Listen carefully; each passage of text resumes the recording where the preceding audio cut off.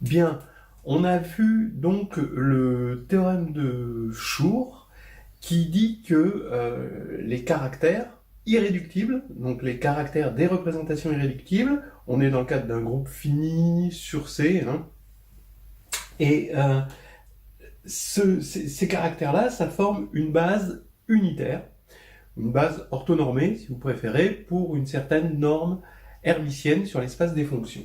Donc, regardons de quoi il s'agit plus précisément. On a un espace de fonctions de G, notre groupe fini, dans C. Voilà, ce sont des fonctions. Ici, on veut qu'elles soient centrales. Donc ça, c'est les fonctions centrales. Voilà. Ça veut dire qu'elles sont invariantes par conjugaison. D'accord ?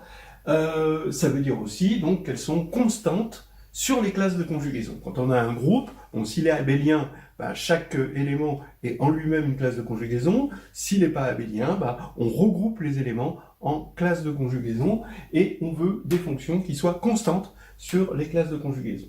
Alors maintenant, on a montré rapidement, on a donné les grandes idées directrices,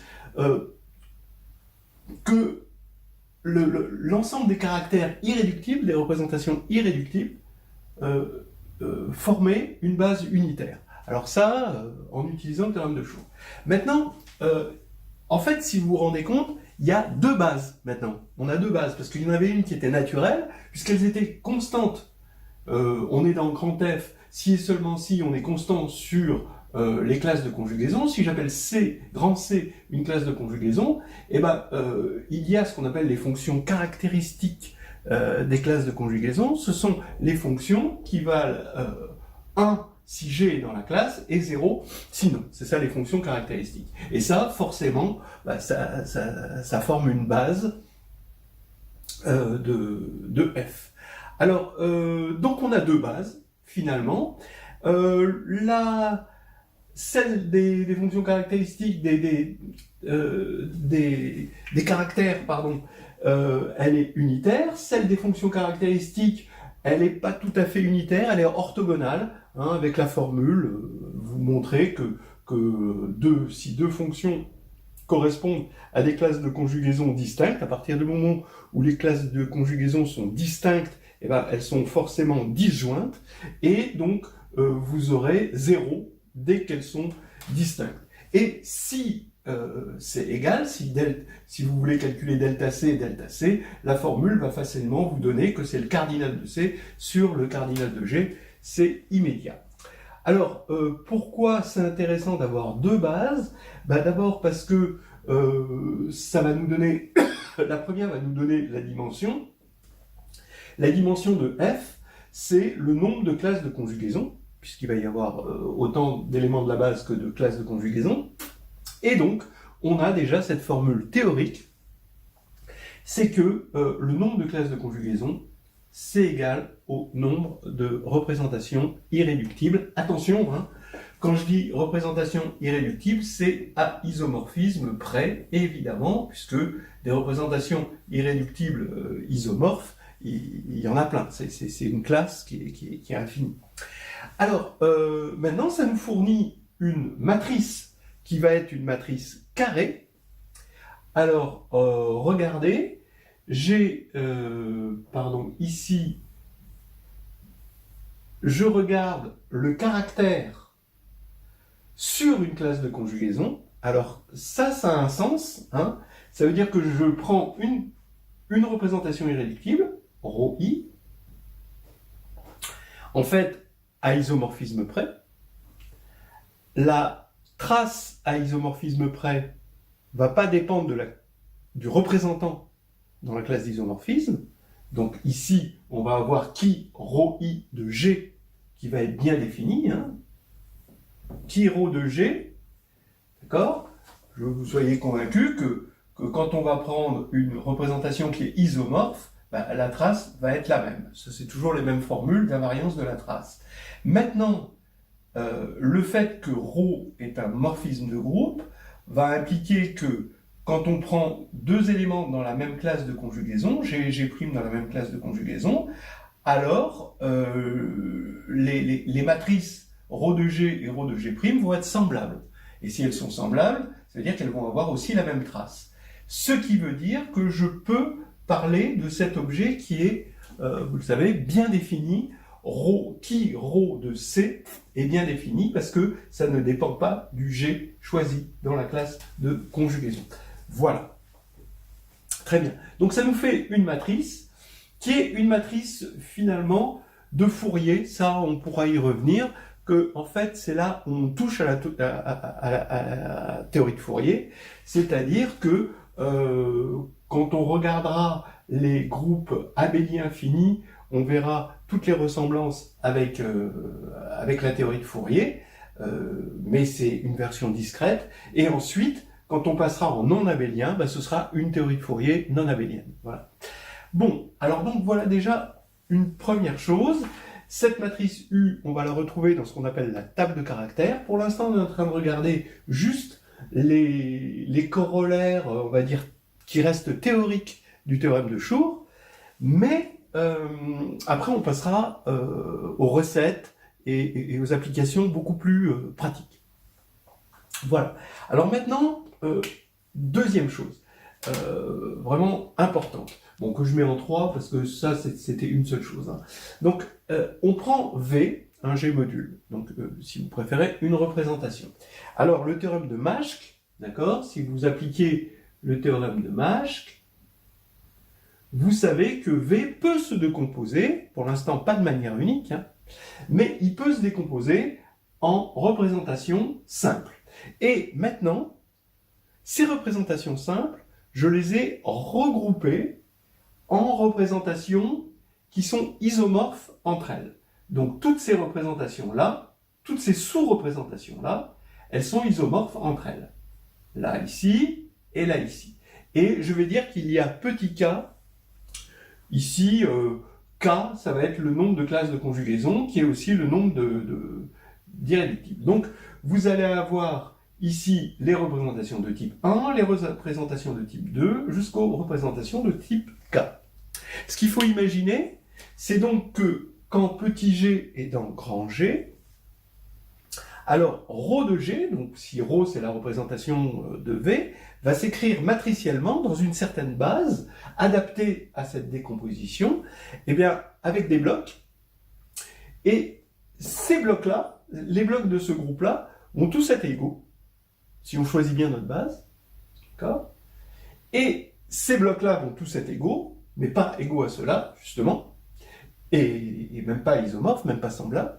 Et ici, pareil, donc vous allez avoir, on a regroupé en blocs égaux.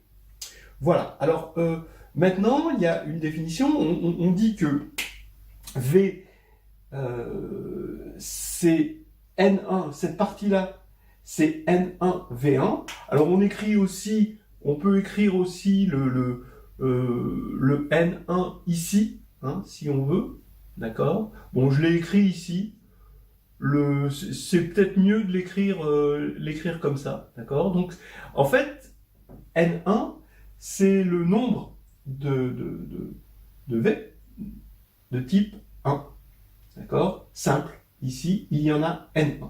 Ensuite, ici, il y a N2, V2, NK, VK.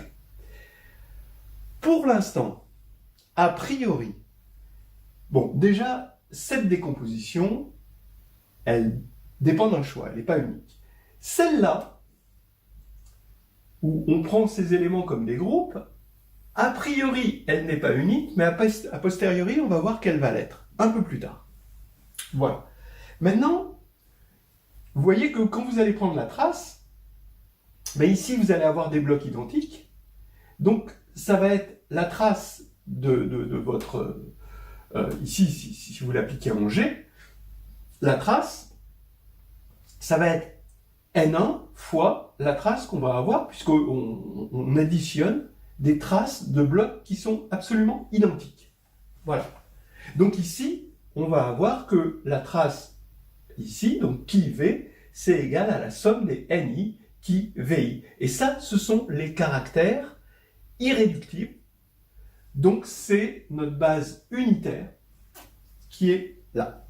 Voilà. Donc maintenant, le but, c'est de connaître NI, mais c'est ce que je vous avais dit l'autre fois, quand on a une décomposition dans une base unitaire, c'est très facile d'en connaître les coefficients.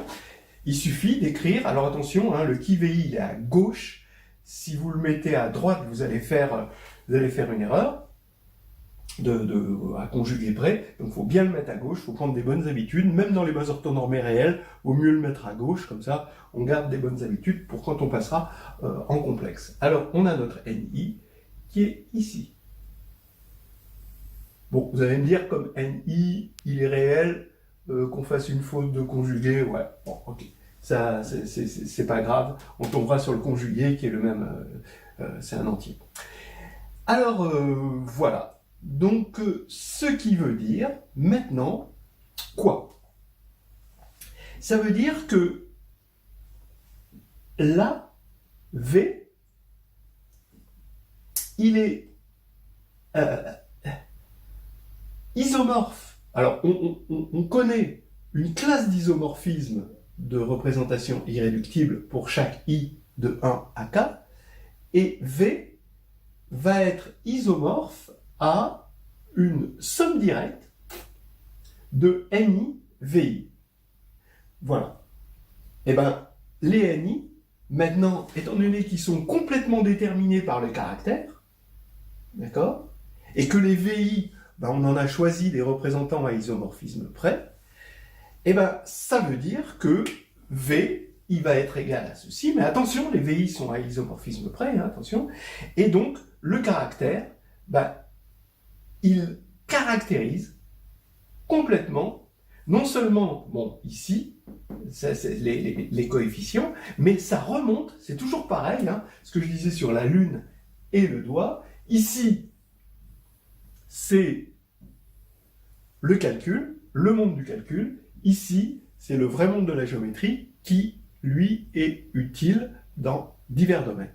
Alors que ça, c'est juste un calcul qui nous aide. Et là, on a une égalité, mais avec les VI qui sont pris à isomorphisme près. Donc, étant donné qu'on a les NI, eh ben, on peut dire que grâce au caractère, on obtient les NI, grâce au NI, et on obtient V, mais à isomorphisme près, donc le caractère caractérise à isomorphisme près. Ce qui veut dire que si deux représentations de G ont même caractère, alors elles sont isomorphes. On savait, par invariance de la trace, que si elles étaient isomorphes, alors elles avaient le même caractère, mais là, on a l'inverse. Donc ça c'est probablement le corollaire le plus important de la théorie. Voilà. Et le plus dangereux, puisque maintenant, on va pouvoir faire du calcul, et on va croire qu'on comprend les choses rien que parce qu'on fait du calcul. Donc là c'est le côté un peu dangereux des choses. Alors maintenant, on va donner un exemple. La représentation régulière, on va montrer que la représentation régulière qu'on avait vue, elle est isomorphe à... Donc, on sait par Mash qu'elle se décompose qu'elle se décompose en simple. Maintenant, on veut regarder chaque classe de simple, quelle est sa multiplicité. Ben, sa multiplicité, ça va être justement la dimension de VI. Ce qu'on appelle le degré, hein, j'en ai pas parlé jusqu'à présent de cette nomenclature, c'est ce qu'on appelle le degré d'une représentation, c'est la dimension de l'espace de la représentation. Donc, c'est ça. Alors pourquoi? Ben, je vous rappelle que la représentation régulière, elle est donnée par une action de petit h sur une base indexée par grand G, h.eg égale ehg, donc la multiplication interne du groupe, h fois g, et que quand on va prendre la trace de cette action-là, eh ben, qu'est-ce que c'est? Ça, c'est une représentation par permutation. Donc, comme c'est une représentation par permutation, on va avoir des matrices de permutation, et la trace, ça va être le nombre d'invariants, ça va être le nombre de 1 que vous allez avoir sur la diagonale, donc le nombre d'invariants. Maintenant, quel est le nombre d'invariants de G? Là-dedans, dans son action, bah, voyez que on va mettre de H. Parce que là, c'est H qui agit. Alors, H, bah, soit H égale E, et dans ce cas-là, tout le monde est invariant. Donc, vous avez l'ordre de G invariant. Soit H est différent de E, et là, forcément, d'accord, bah, vous n'avez pas d'invariant. Hein, parce que ça, ce sont H agit à gauche par bijection. Attention, pas par automorphisme, mais par bijection. Voilà. Donc, c'est 0 invariant. Alors, le caractère de la représentation régulière, il n'y a pas plus simple, c'est l'ordre de G pointé en E comme un Dirac et 0 ailleurs. Donc, c'est une espèce de Dirac voilà, avec l'ordre de G ici. Ce qui va faire que quand on va calculer ici, quand on veut avoir la multiplicité de VI, on va faire ce calcul-là dans la représentation régulière. Alors, la formule nous dit que il faut inverser, on fait la moyenne, et quand on va faire la somme des qui VI bar de G, qui reg de G, bah, tout va être nul, sauf pour qui reg de E. Qui reg de E, eh ben, on va avoir l'ordre de G, et qui VI de E, bon, bar, eh ben, qui VI de E, c'est la trace de l'identité, et la trace de l'identité, c'est la dimension de VI. Donc, on a une simplification, et c'est la dimension de VI, c'est pour ça qu'on retrouve la dimension de VI ici. On a vu jusqu'à présent les corollaires théoriques du théorème de Schur, du théorème qui dit que les caractères irréductibles des représentations d'un groupe fini, complexe, ça forme une base unitaire de l'algèbre des fonctions centrales. Ici, on va en voir les côtés pratiques, hein, juste les côtés, les recettes. Alors, d'abord, je rappelle que quand on a deux caractères, ici, on fait le produit hermitien, hein, donc c'est le produit hermitien en fait juste de fonction de G sur C, hein, donc on fait la moyenne, ici on met un bar, mais ici le fait que on ait des caractères, ça implique qu'on a des fonctions centrales, donc des fonctions qui sont constantes sur les classes de conjugaison, donc on peut réindexer cette somme parce que sur toute une classe de conjugaison, eh ben, ces valeurs, les qui de G, vont être les mêmes. On les appelle qui de C, puisque ça ne dépend pas de la classe de G choisie dans la classe de conjugaison, mais là, cette fois-ci, il va y avoir une répétition, donc cette répétition est vue par cette multiplicité qui est le cardinal de la classe de conjugaison. Donc, au lieu d'indexer sur grand G, on indexe sur, bah, on va dire C, comme ça, calligraphique, c'est l'ensemble des classes de conjugaison, et là, on a le cardinal de la classe de conjugaison qui arrive. Alors maintenant, on reprend cette matrice dont on sait qu'elle est carrée, qui est la matrice U associée au groupe fini G. Ici, I va parcourir l'ensemble des irréductibles de G à isomorphisme près, toujours, hein, d'accord, et C, ça va parcourir l'ensemble des classes de conjugaison. On sait que c'est une matrice carrée, ça, on l'a déjà vu. Et on a cette matrice, bon, peu importe l'ordre dans lequel on va prendre les classes de conjugaison. Généralement, on aime bien qu'il y ait un certain ordre, mais bon, il est pas vraiment important. Ce qui est important, c'est que les lignes de la matrice soient indexées par les irréductibles, à isomorphisme près. Ça va faire que les lignes vont être orthogonales entre elles, et les lignes vont être unitaires. Alors, à cause de cette formule-là, il va falloir prendre la matrice diagonale D indice C. Alors, ce que j'appelle D indice C, je vais l'écrire où? D indice C, c'est juste le cardinal de la classe de conjugaison C. Et ici, alors, l'orthogonalité des classes, alors pour cette forme-là, donc exactement cette formule-là, en disant que les qui sont orthogonaux entre eux, donc ça va s'écrire U, D, U étoile, égale cardinal de G, IN, cardinal de G ici, hein, parce que ça passe de l'autre côté, et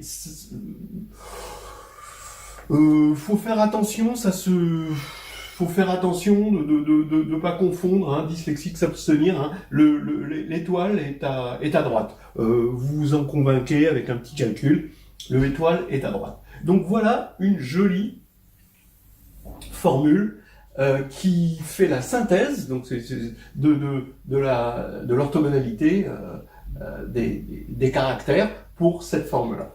Donc maintenant, quand on manipule un peu cette formule, hein, pour mettre le étoile à gauche, donc on commence par prendre l'inverse, et ensuite on prend, voilà, oui, on prend l'inverse, et puis ensuite on passe les choses de l'autre côté, et ben ça va nous donner ceci.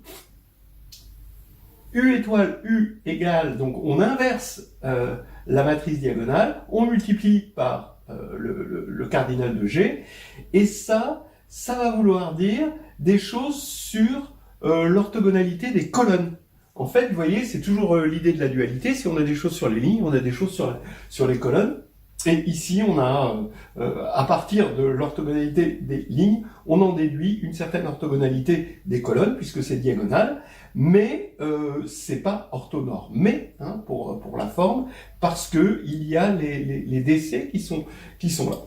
Donc maintenant, si on regarde cette formule pour la partie où on a DE, c'est-à-dire ici c'est la classe de conjugaison de l'identité, quand on va regarder ça, eh bien on se rend compte qu'on a, il va tomber cette formule-là, c'est ce qu'on appelle la somme des carrés, hein, d'accord? La formule de la somme des carrés, c'est-à-dire que le cardinal de G, c'est la somme des carrés, des degrés, ce qu'on appelle les degrés, des représentations irréductibles. Alors attention, on aurait pu, il y a une alternative à ça, on aurait pu le faire aussi très facilement, déjà la dernière fois, quand on a regardé le caractère de la représentation régulière. Le caractère de la représentation régulière, on regarde ça, on avait vu que la multiplicité de Ki, c'était justement le degré de VI. Et maintenant, quand on va appliquer ça en E, bah, d'une part, à gauche, on a la dimension, le cardinal, pardon, de G, hein, parce que c'est la dimension, en fait, c'est le degré de la représentation régulière, par définition, c'est le cardinal de G, et les Ki de E, bah, c'est la dimension de VI. Donc, en appliquant cette formule à E, on retombe encore là-dessus, parce qu'on va avoir dim de VI fois dim de VI, donc dim de VI carré, avec une somme où I parcourt, bien sûr, IR de G. Voilà.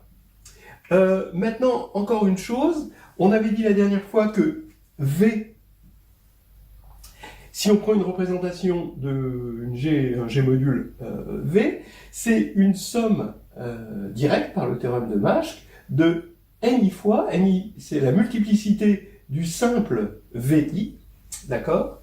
Et sachant, alors ça, vous le savez que ça implique qu'au niveau des caractères, qui VI, c'est la somme des NI qui I, qui V, pardon, c'est la somme des NI qui I, voilà. Et bien maintenant, quand vous allez calculer qui V, donc la norme au carré, hein, du caractère qui V, la fonction qui V, ben, sachant que les qui I sont orthogonaux entre eux, ça va nous faire, et unitaire, donc ça va nous faire la somme des NI carrés, ici tout simplement, hein, ça c'est immédiat. Alors c'est bien parce que ça va nous permettre une réciproque. On avait vu que si V était irréductible, alors qui V était de norme 1, ça vient directement du lemme de Schur. Maintenant, on a la réciproque. Si qui V est de norme 1, ça veut dire que dans sa décomposition qui est assurée par Maschke, la somme des multiplicités est égale à 1, mais si la somme des multiplicités est égale à 1, c'est qu'il y a juste un seul I pour lequel NI est égal à 1, et les autres, ça ça vaut 0, ce qui va faire que V est égal à est iso. Ici, je devrais mettre isomorphe quand même. Il faut quand même voilà, arrêter avec les abus de langage et de notation. Donc, je disais, dans ce cas-là, V est isomorphe à VI. Maintenant, on peut aller un petit peu plus loin dans cette formule. On peut regarder ce qui se passerait si qui V est égal à 2.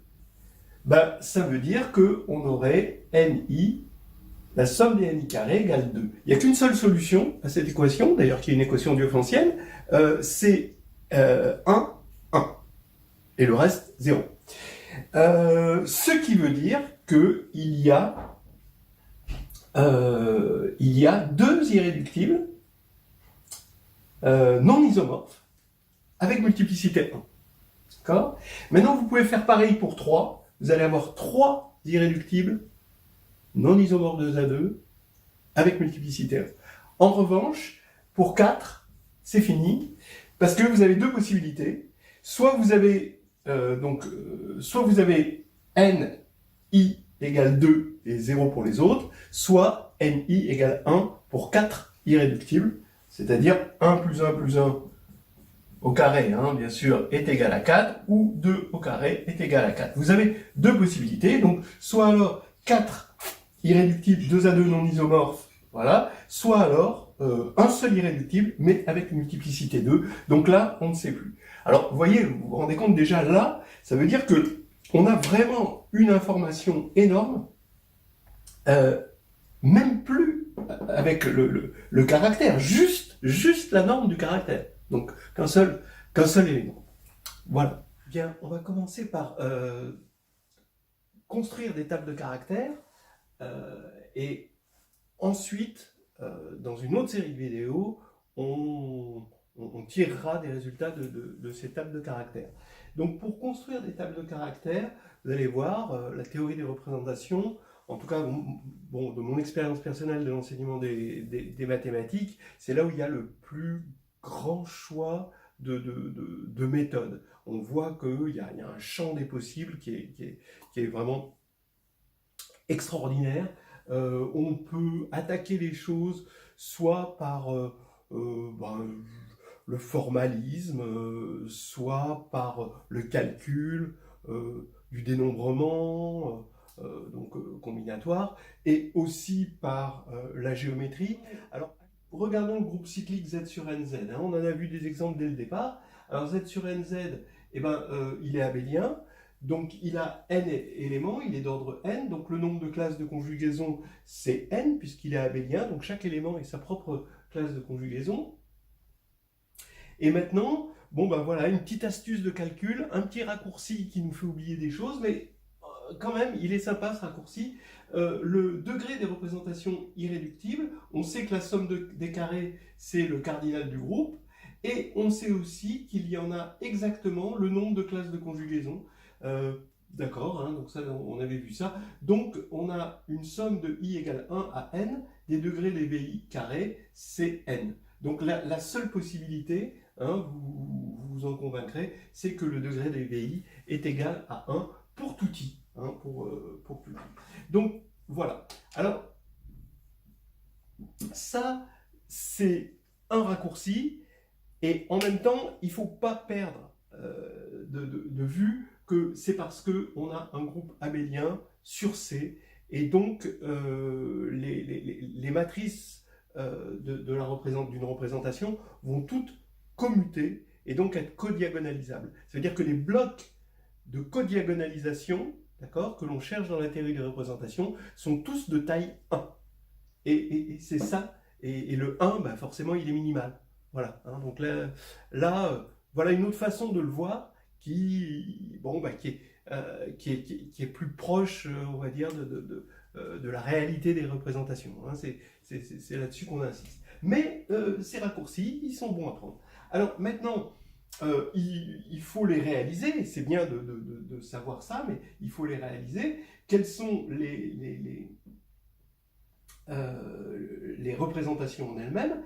On va les appeler qui indice K, parce que étant donné qu'ils sont de degré 1, donc de dimension Le morphisme coïncide avec son caractère, parce que la trace d'un morphisme en dimension 1, c'est lui-même. C'est pour ça qu'on l'appelle qui, alors que jusqu'à présent on l'appelait rho, et qui c'était pour le caractère. Bon, alors ça c'est un truc typique groupe abélien fini. Alors, ici, qu'est-ce qu'on va faire? On l'avait déjà vu, il faut envoyer 1 sur... alors, c'est une représentation, on va dans GL1 de C, c'est-à-dire C étoile. Donc, il faut un complexe non nul et qui doit vérifier, pour le passage au quotient, que N va vers 0, va vers 0, en fait, l'élément neutre, ici c'est 1. Donc, il faut que l'élément qu'on envoie à 1 soit une racine énième de l'unité. Donc, qu'est-ce qu'on fait pour avoir une racine énième de l'unité? On fixe une racine primitive énième de l'unité et on envoie 1 sur oméga k allant de 0 à n-1. On a n racines de l'unité, ça va nous faire n, bon, forcément, c'est des irréductibles, forcément non isomorphes, puisqu'ils sont distincts et qu'il n'y a qu'un seul élément, donc ils sont pas isomorphes, hein, voilà. En dimension 1, dès qu'on a deux morphismes distincts, ils ne peuvent pas être isomorphes, hein, ça c'est assez clair. Alors, donc maintenant, on n'a plus qu'à remplir la table de caractères. Donc comment on remplit une table de caractères? D'abord, on met les classes de conjugaison. Ici, elles sont toutes de taille 1. Normalement, on met la place pour la taille des classes de conjugaison, mais là c'est inutile. Donc il y a 0, 1, 2, donc ça c'est tous nos éléments du groupe qui forment une classe de conjugaison en eux-mêmes. Et puis ensuite, on met qui 0 pour chaque élément de la classe. Donc ici, qui 0, ça va être pour k égale 0, donc oméga puissance 0, ça va faire 1. Donc comme 1 va vers 1, et tout le monde va aller vers 1, puisque ça va être des puissances de 1. Ensuite, pour qui 1, bon, 0 de toute façon, il ira toujours vers l'élément neutre. 1, ici, va aller vers oméga. Et 2, forcément, vers oméga 2. 3 vers oméga 3, jusqu'à n-1 vers oméga n-1. Après, on a qui 2 qui va envoyer 1 sur oméga 2. Ici, n-1 sur oméga 2, facteur de n-1, d'accord, voilà. Donc, vous reconnaissez globalement, donc ça jusqu'à qui n-1, on voit tout de suite que on a rempli le cahier des charges, on a rempli la table de caractères, c'est une matrice carrée, et on a notre matrice U, d'accord, voilà la matrice U. On peut vérifier que U étoile, c'est N identité, selon la formule. Je vous rappelle que la matrice diagonale qu'il y avait au milieu, c'est une matrice que de 1, donc c'est l'identité, donc elle disparaît là ici. Et on a U étoile, U aussi, puisque ça devait être égal à D-1, mais D c'est l'identité, donc ça ne se voit pas. Donc on a ceci. Et en fait, j'insiste peut-être sur le fait que derrière ça, alors là c'est du formalisme, c'est qu'il va y avoir de la dualité, que l'on voit déjà dans cette formule, c'est-à-dire que U est à U étoile, ce que U étoile est à U en quelque sorte. Il y a cette idée de dualité qu'on retrouve dans les groupes abéliens finis. Après avoir attaqué le groupe cyclique, qui est quand même la table de caractères la plus simple à calculer, on commence à attaquer les groupes symétriques. C'est les deuxièmes plus simples. Pourtant, ils sont assez opposés parce que c'est complètement non abélien, un groupe symétrique, mais ça va être plus simple. Bon, on verra des choses qui simplifieront les choses. Alors, maintenant, regardons, on commence. Bon, S2, c'est un groupe cyclique, donc c'est Z sur 2Z.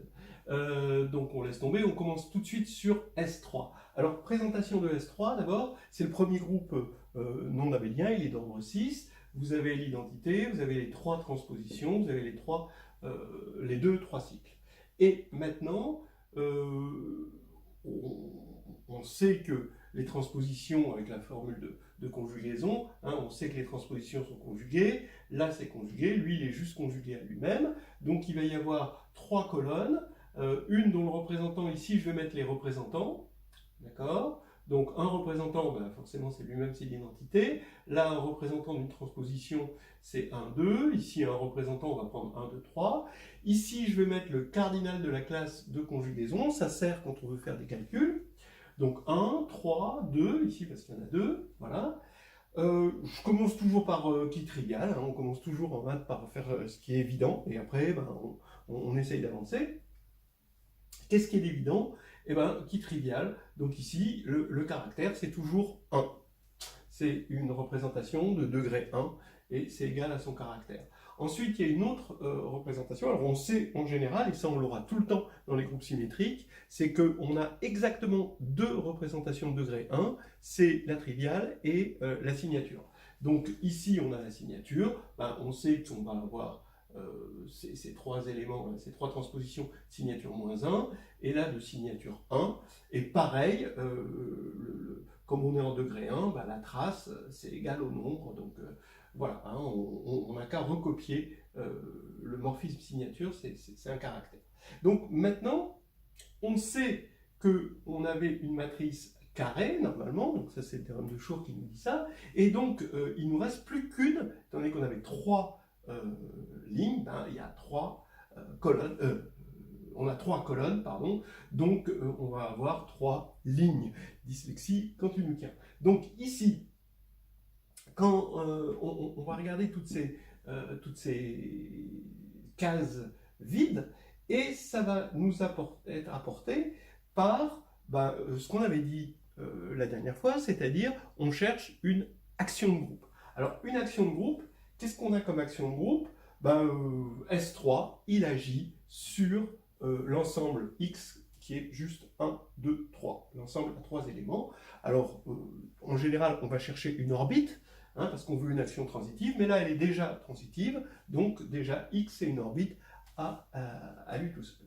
Donc, maintenant, ça veut dire quoi? À partir du moment où donc l'espace V de cette action, donc qui va être de dimension 3, hein, donc V, je vous rappelle qu'il est engendré par E1, E2, E3, d'accord, qui représente ces 3 éléments de X. V, c'est ces 3. On sait qu'il va y avoir ça, la triviale, avec une multiplicité 1, c'est ce qu'on a vu la dernière fois, c'est une multiplicité 1, parce qu'il n'y a qu'une seule orbite, c'était la formule de Burnside qui était liée à ça. Hein. Donc, ou pas, hein, parce qu'il y a toujours, il y a toujours des tas de méthodes en fait. Hein. Bon, mais on l'avait vu avec la formule de Burnside. Alors ici, on a ceci. Maintenant qu'on a ça, bah, à chaque fois, c'est toujours cette jolie dualité, ici qui est présente grâce à l'orthogonalité, qui nous en donne une deuxième gratuite. Et la deuxième gratuite, c'est l'orthogonale. L'orthogonale, ici, c'est justement ce qu'on va appeler la représentation standard. On a vu la dernière fois que quand il y avait une double transitivité de l'action, alors cette représentation orthogonale de la triviale, elle était irréductible, mais c'est quand même un théorème, il faut savoir le montrer, alors que là, on peut le montrer très facilement. Alors, on le montre comment? Alors, à partir de ça, quand on passe à la trace, on voit que au niveau des caractères, qui V, ici, ça va être égal à qui trivial plus qui de W standard. Pardon. Donc le qui, ce qu'on va appeler qui standard. Voilà.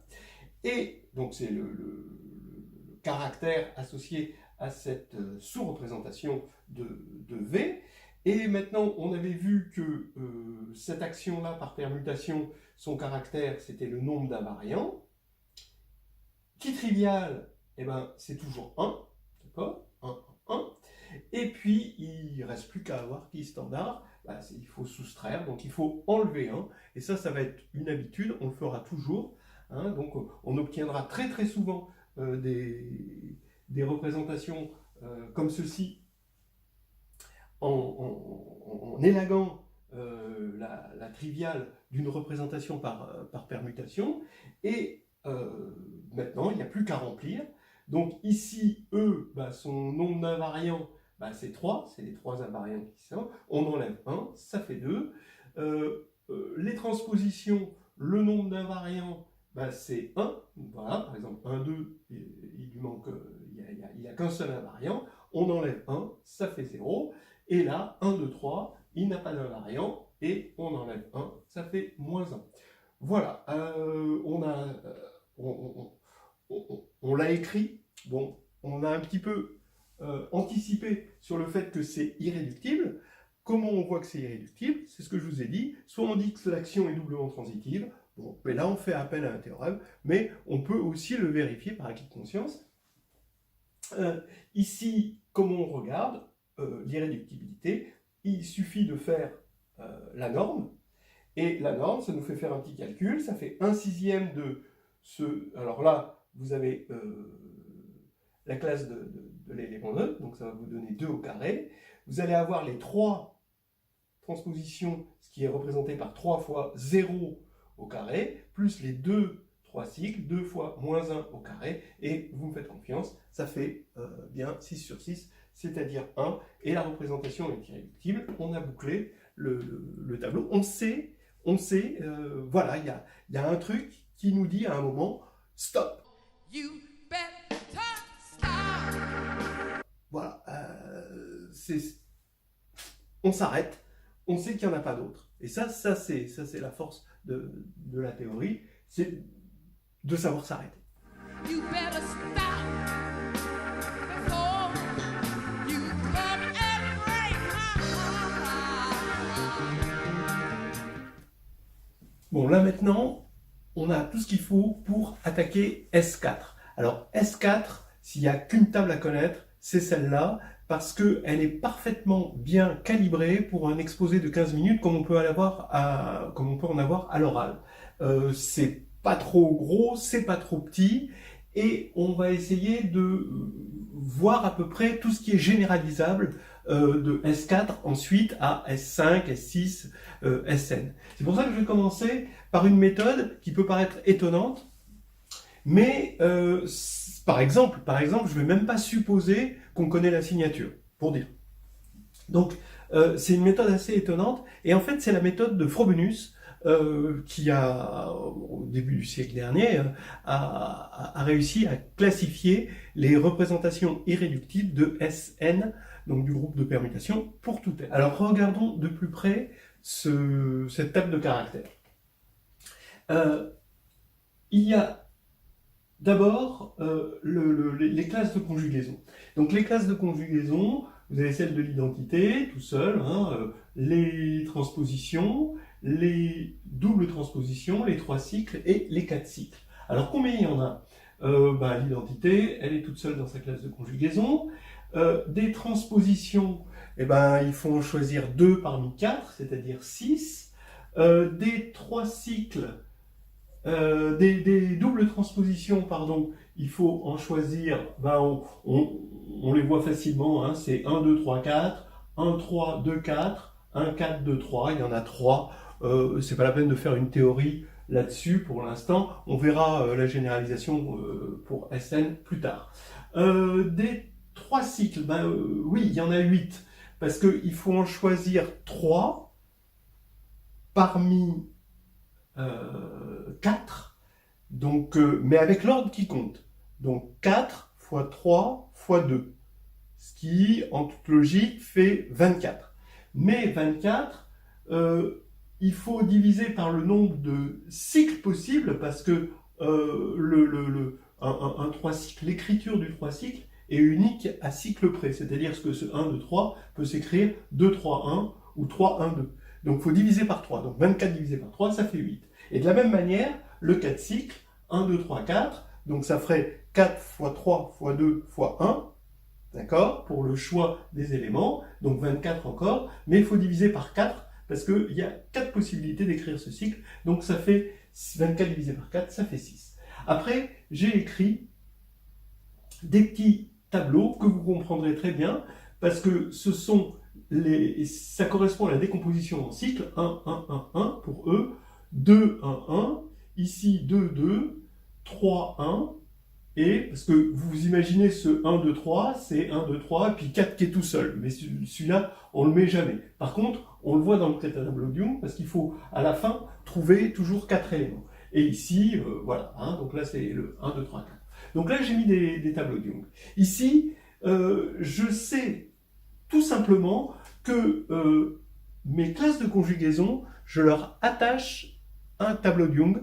Alors, un tableau de Young, qu'est-ce que c'est pour les gens qui connaissent pas? C'est juste une façon de représenter une partition. Une partition, ce sont des entiers en ordre décroissant au sens large, et tel que la somme, alors il faut toujours que ce soit strictement, hein, vous ne pouvez pas mettre 0, hein, tel que la somme fasse ici 4. D'accord? Donc ici, vous voyez que ces partitions, on les a écrites, donc ici, donc 1, 1, 1, 1, 2, 1, 1, 2, 2, 3, 1, 4. Voilà. Ce sont toutes les partitions de 4 et les classes de conjugaison sont indexées par les partitions. Il est donc logique, et ça a été l'idée de Frobenius, il est donc logique que ces partitions indexent aussi les classes d'irréductibles à isomorphisme près.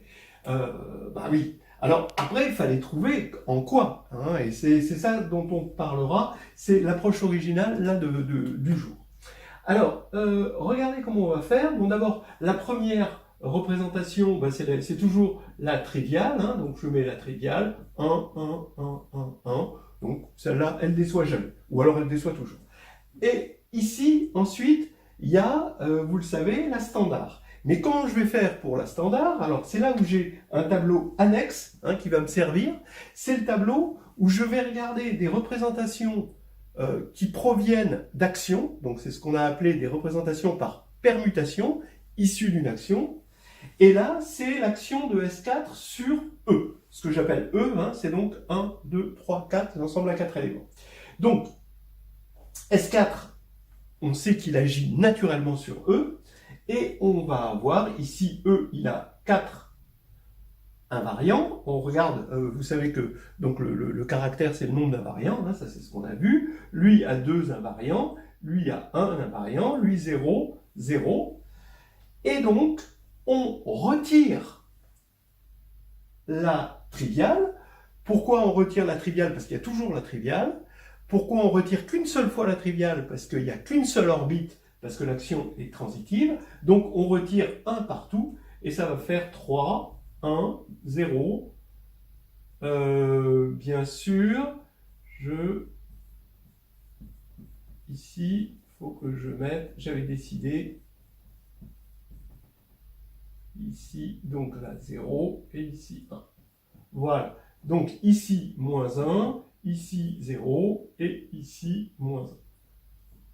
Voilà. Alors après, hein, c'est ce que je vous ai dit, hein, soit alors vous dites, ah ben il y a double transitivité, bon, soit alors vous vérifiez que le caractère est irréductible par le critère d'irréductibilité, par la norme. Donc vous regardez la norme de ça, vous pouvez me faire confiance, vous avez ici une norme égale à 1, donc vous faites 3 au carré, plus 1 au carré fois 6, plus moins 1 au carré fois 3, ici, bon, bah 0, plus moins 1 au carré fois 6, vous divisez par 24, il va falloir que ça fasse 1.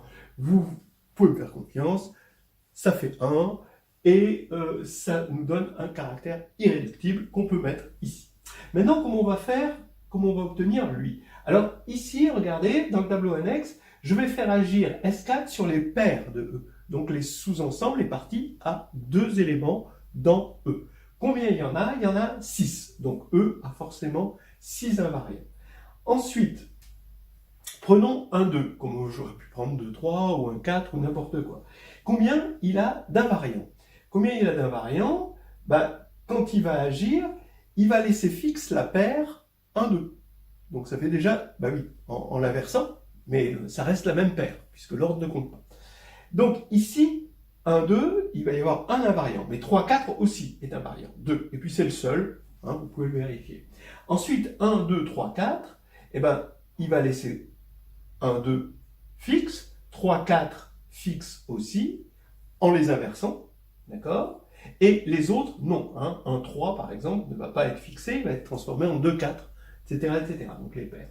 Et 1, 2, 3, vous pouvez voir qu'il ne fixe rien, et lui, il ne fixe rien non plus. Alors là, maintenant, il va falloir lui faire cracher une représentation. nouvelle, d'accord? Mais il se trouve que, vu comment on a procédé, eh ben, alors, déjà, sur les paires, ça va agir de façon transitive, donc déjà, on sait que, alors on peut le faire par le calcul, hein, on regarde ce caractère-là, hein, et on regarde quelle est la composante triviale. Bah, la composante triviale, elle est avec multiplicité 1. Maintenant, on a déjà obtenu une représentation, parce qu'on est en train de faire une récurrence, d'accord, sur quelque chose qui sera défini plus tard. Ici, c'est ce qu'on appelle ici la représentation standard. Hein. Ici, c'est la représentation triviale, et ça, c'est la représentation standard. Donc, on regarde s'il y a de la représentation standard dans cette représentation, qui est une vraie représentation, hein, d'accord.